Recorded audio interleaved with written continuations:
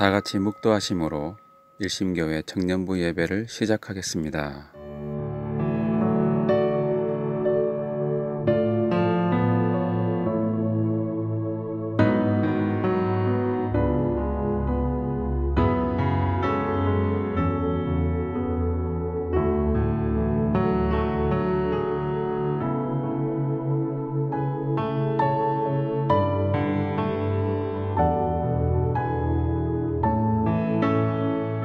하나님은 영이시니 예배하는 자가 영과 진리로 예배할지니라. 아멘. 사도신경으로 신앙 고백하겠습니다. 전능하사 천지를 만드신 하나님 아버지를 내가 믿사오며 그 외아들 우리 주 예수 그리스도를 믿사오니 이는 성령으로 잉태하사 동정녀 마리아에게 나시고 본디오 빌라도에게 고난을 받으사 십자가에 못 박혀 죽으시고 장사한 지 사흘 만에 죽은 자 가운데서 다시 살아나시며 하늘에 오르사 전능하신 하나님 우편에 앉아 계시다가 저리로서 산 자와 죽은 자를 심판하러 오시리라. 성령을 믿사오며 거룩한 공회와 성도가 서로 교통하는 것과 죄를 사하여 주시는 것과 몸이 다시 사는 것과 영원히 사는 것을 믿사옵나이다. 아멘. 하나님 말씀 잠언 10장 28절입니다. 잠언 10장 28절 구약 921면이 되겠습니다. 다 함께 읽겠습니다. 의인의 소망은 즐거움을 이루어도 악인의 소망은 끊어지느니라. 아멘. 청년부 여러분 안녕하십니까? 오늘도 참 복되고 좋은 날 주신 하나님께 감사드립니다. 이제 코로나 사태도 어느 정도 수그러들고 그래서 다음 주일부터는 본당에서는 현장 예배가 이루어집니다. 우리 청년부도 5월 3일부터 서울시 수칙을 준수하면서 현장 예배를 드릴 예정입니다. 그래도 아직 현장 예배가 부담스러운 분들을 위하여 온라인 예배도 병행할 생각을 하고 있는데요. 이것은 차후에 다시 공지하도록 하겠습니다. 예배 후에는 교제 없이 일정한 거리를 유지하면서 귀가하시면 되겠습니다. 아무튼 함께 예배하는 기회를 다시 얻게 되어 하나님께 감사드립니다. 지난주는 부활주일로서 우리 그리스도인들에게는 가장 의미 있는 날이었죠. 부활주일 특집으로 제가 요나의 표적을 말씀드렸는데요. 시대의 표적이라는 제목으로 같이 말씀드렸죠. 여러분들에게는 다소 생소한 내용이었을 수도 있습니다. 그러나 성경 말씀에서 증명해주는 요나의 표적이 예수님의 죽으심과 부활 사이의 밤낮 3일이 너무나도 분명했습니다. 그래서 여러분들에게 우리가 읽고 있는 이 말씀의 확실성을 확신하는데 조금이나마 도움이 되었으면 하는 바람이었습니다. 아직 요나서에 대해서는 좀 더 할 얘기가 있지만 너무 지루해 하실 것 같아서 다음 기회에 하도록 하고요. 이제는 성경의 다른 책들을 살펴보려고 합니다. 그래서 오늘은 쉬어가는 코너로 잠언 말씀을 함께 묵상해 보겠습니다. 잠언 말씀들은 많은 사람들에게 사랑을 받는 읽기 쉬운 내용으로 구성되어 있죠. 성경의 전반적인 흐름을 잘 모르더라도 큰 어려움 없이 받아들일 수 있는 책입니다. 그렇지만 성경의 전체적인 주제와 핵심을 잘 파악한 상태에서 읽으면 그 의미가 더욱 선명하게 다가오는 말씀이라고 하겠습니다. 잠언 말씀의 특징 중 하나는 상반되는 대상을 대꾸 형식과 함축적인 언어로 표현하고 있는데 주로 지혜로운 자와 어리석은 자, 악인과 의인 등을 자주 비교하고 있죠. 오늘 본문으로 읽은 부분에도 의인과 악인의 모습을 대조와 대꾸로 말씀하고 있네요. 그래서 오늘은 의인과 악인의 소망이라는 제목으로 말씀의 원리를 생각해 보고자 합니다. 오늘 말씀을 보면 의인의 소망은 즐거움을 이루어도 악인의 소망은 끊어진다고 했습니다. 여기서는 의인과 악인의 소망을 비교하고 있네요. 그런데 의인의 소망은 즐거움을 이루는 데 반해 악인의 소망은 끊어진다고 합니다. 자, 무슨 의미일까요? 이런 이야기가 있죠. 어느 날 하루살이와 메뚜기가 함께 놀았습니다. 저녁 무렵이 되었을 때 메뚜기가 하루살이에게 오늘은 그만 놀고 내일 만나자 이렇게 말했습니다. 그랬더니 하루살이가 내일이 뭐냐? 내일이 뭐냐고 물어봤습니다. 그래서 메뚜기는 깜깜한 밤이 지나면 밝은 날이 오는데 그게 내일이야. 하루살이는 메뚜기의 이 말을 듣고도 이해를 못했어요. 그래서 이 메뚜기는 어느 날 또 개구리와 함께 놀았습니다. 근데 개구리는 날씨가 추워지니까 이제 그만 놀고 내년에 만나자 이렇게 말했죠. 그랬더니 이 메뚜기는 뭐라고 했습니까? 내년이 뭐야? 그러니까 개구리가 내년은 겨울이 끝난 후 날이 따뜻해지려고 할 때 오는 거야 이렇게 말했죠. 그러나 메뚜기는 개구리의 말을 알아듣지 못했습니다. 의인의 소망은 여러분 끊어지지 않는 것입니다. 그것은 죽음 이후에도 영원한 생명으로 계속되는 것이죠. 그러나 악인은 이 세상밖에 모르는 사람들입니다. 그들의 소망은 끊어집니다. 그래서 하루살이나 메뚜기처럼 묻게 되는 거죠. 내일이 뭔데? 내년이 뭔데? 이렇게 묻는 것이죠. 악인들 어떻게 물어보겠습니까? 그들은 영생이 뭔데? 라고 말합니다. 그들에게는 참 이해할 수 없는 말이죠.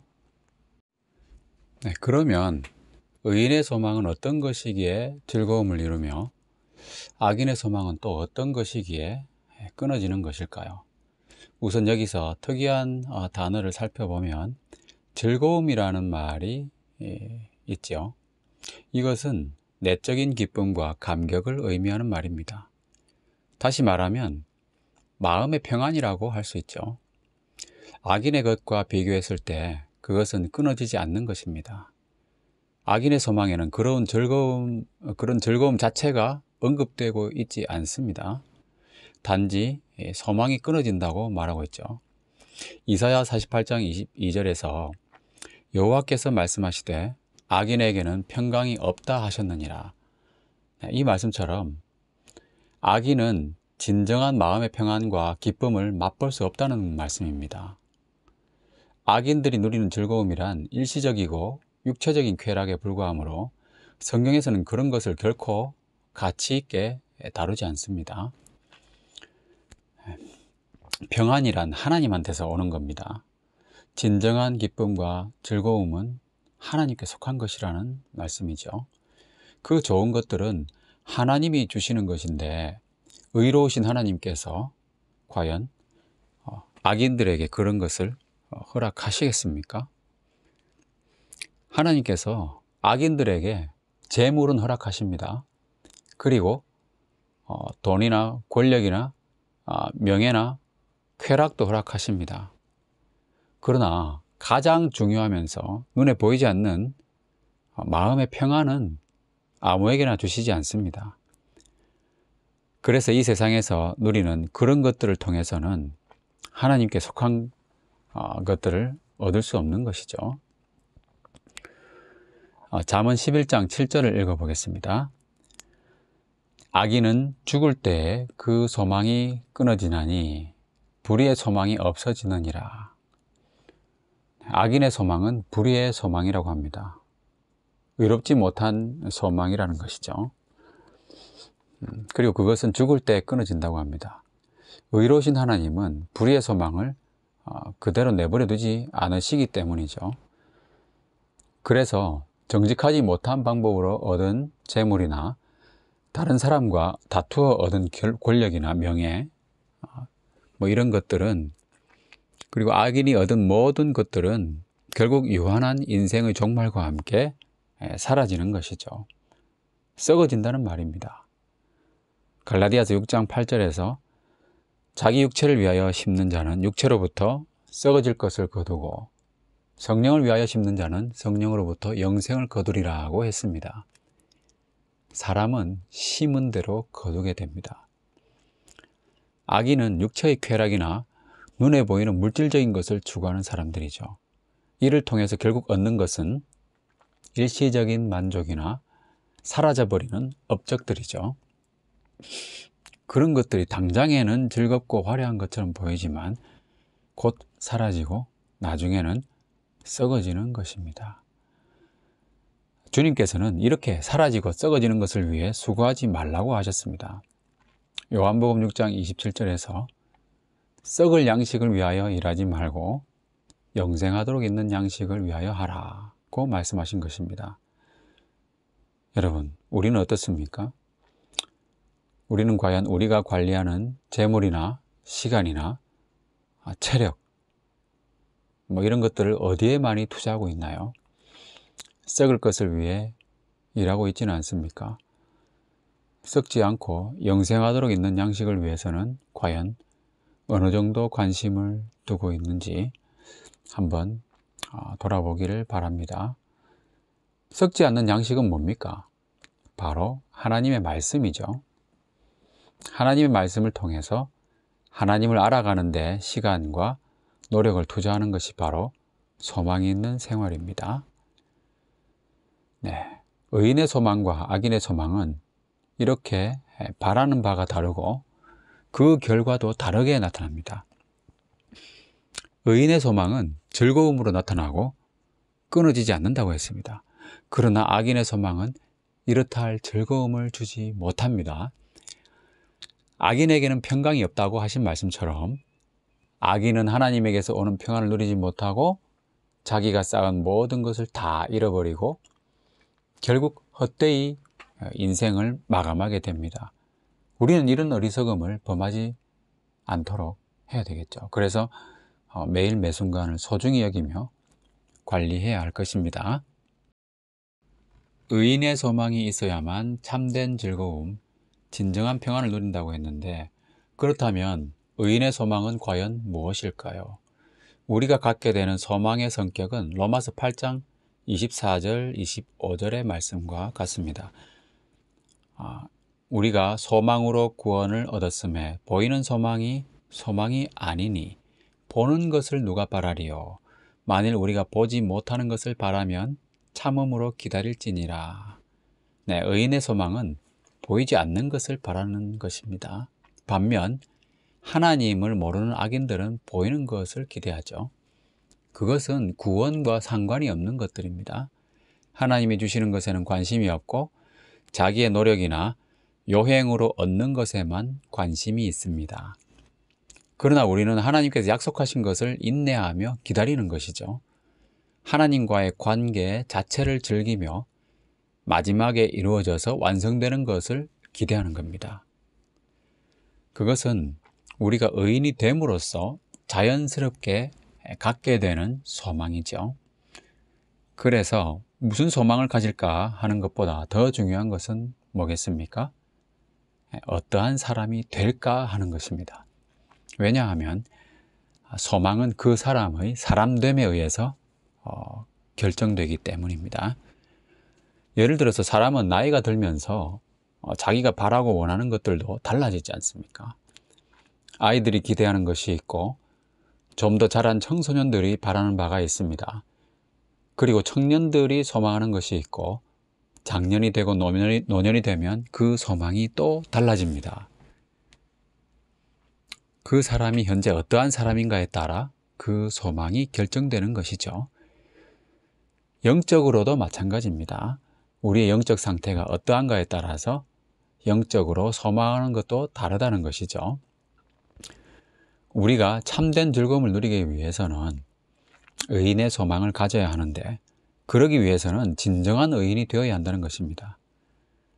진정한 의인이 된다면 자연스럽게 새로운 소망을 갖게 되고 결국 진정한 즐거움을 누리게 되는 것입니다.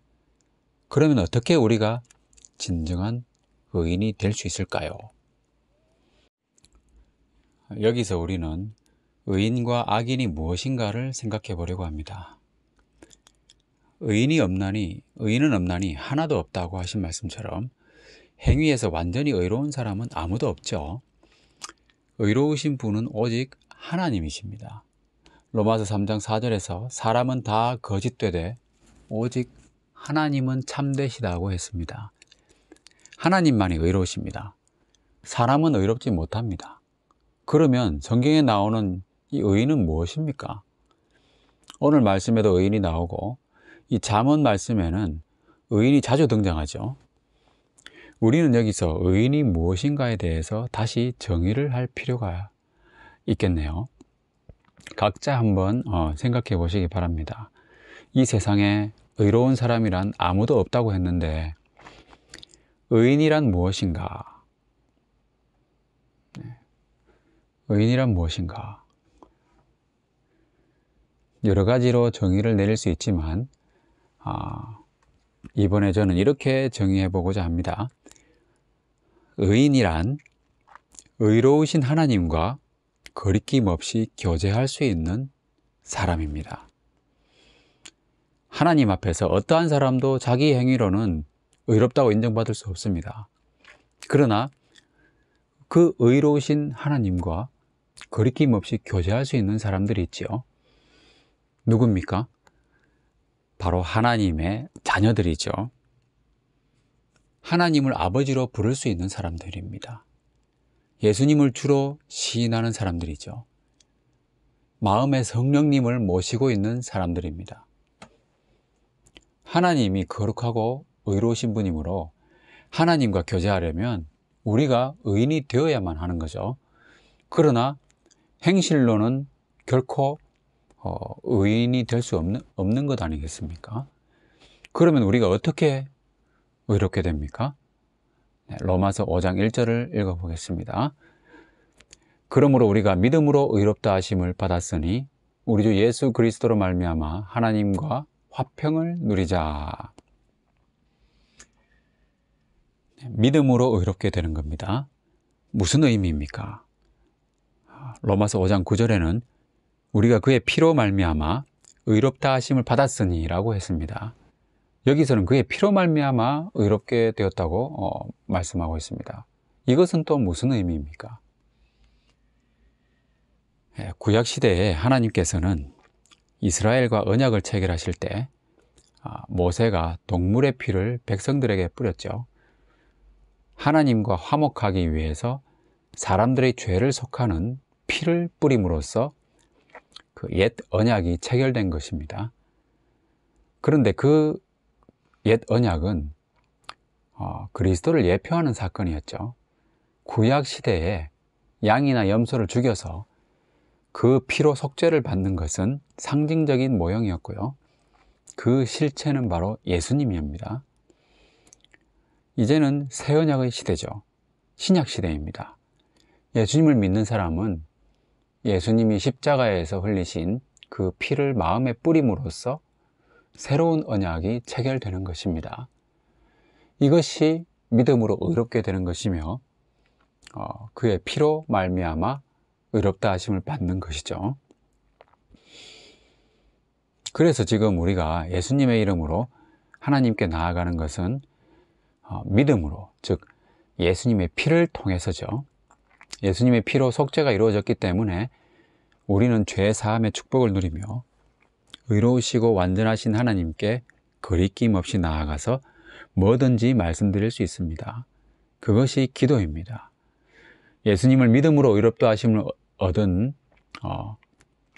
새로운 존재가 되었다는 것이죠. 그래서 우리는 조금 전에 읽은 로마서 5장 1절 말씀처럼 하나님과 화평을 누릴 수 있습니다. 우리는 이것을 마음껏 누려야 합니다.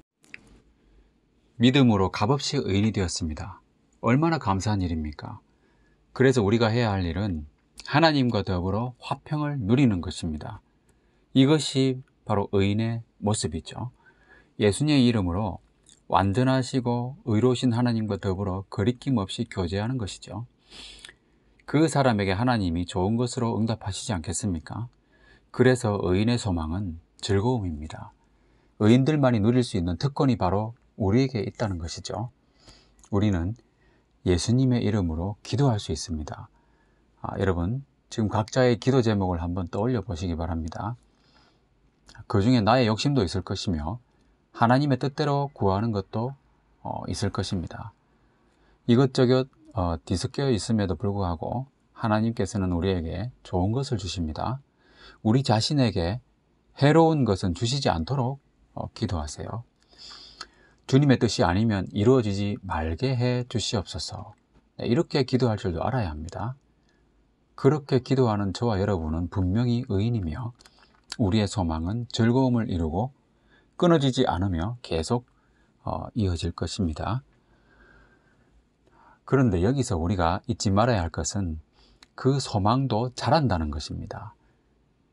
영적인 성장 정도에 따라서, 하나님을 아는 수준에 따라서 그 소망도 달라집니다. 마치 우리가 나이가 들면서 바라는 것이 다르듯이 영적인 소원도 달라집니다. 우리가 영적인 성장과 성숙을 이루어 간다면 우리에게 맞는 소원을 우리 안에 계신 성령 하나님께서 주십니다. 빌립보서 2장 13절에서 너희 안에서 행하시는 이는 하나님이시니 자기의 기쁘신 뜻을 위하여 너희에게 소원을 두고 행하게 하시나니 라고 말씀하셨습니다. 소원은 성령님이 주시는 것이므로 우리가 전혀 신경 쓸 것이 없습니다. 우리가 관심을 가져야 할 것은 뭡니까? 오직 우리 주 곧 구주 예수 그리스도의 은혜와 그를 아는 지식에서 자라가라는 이 베드로서 3장 18절 말씀이죠. 오직 우리는 예수님을 알아가고 영적으로 자라가는 데만 신경을 쓰면 됩니다. 그러면 나머지는 하나님이 다 채워주시고 우리 안에서 행하십니다. 우리에게 소원을 주시고 일하시는 것이죠. 그러면 결국 의인의 소망이 우리에게 이루어지는 거죠. 시편 103편 5절에 좋은 것으로 내 소원을 만족하게 하사 내 청춘을 독수리같이 새롭게 하시는도다 라는 말씀처럼 하나님이 주시는 모든 좋은 것으로 만족을 누리고 우리의 소망이 즐거움을 이루는 의인의 신앙생활이 되기를 예수님의 이름으로 축원합니다. 기도하겠습니다. 주님, 완전하고 의로우신 하나님 앞에 아무도 설 수 없지만 예수 그리스도의 피로 우리를 의롭다 하시고 하나님 앞에 의인으로 서게 해주신 은혜를 참으로 감사드립니다. 하나님 앞에 나아갈 수 있는 특권을 얻은 자로서 우리가 더욱 하나님과 화평을 누리며 영적인 성장을 이룰 수 있도록 도와주시옵소서. 의인의 소망은 즐거움을 이룬다고 하셨사오니 이제 주 하나님께서 주시는 소원을 우리에게 알게 해주시고 우리 안에서 일하셔서 연약하고 부족한 우리들의 삶이 하나님께 쓰임받아 가치 있게 하여 주시옵소서. 하나님이 주시는 의인의 소망으로 인하여 주님의 영광스러운 일에 동참할 수 있는 은혜를 내려 주시옵소서. 우리 중에 이 세상에 속한 것들을 추구하는 악인의 소망을 따르지 않도록 지켜주시고 썩지 않는 양식을 위해 일하는 우리 청년들 다 되게 하여 주시옵소서. 코로나19 바이러스로부터 우리 청년들을 끝까지 지켜주시옵기를 원하오며 예수님의 이름으로 기도합니다. 아멘.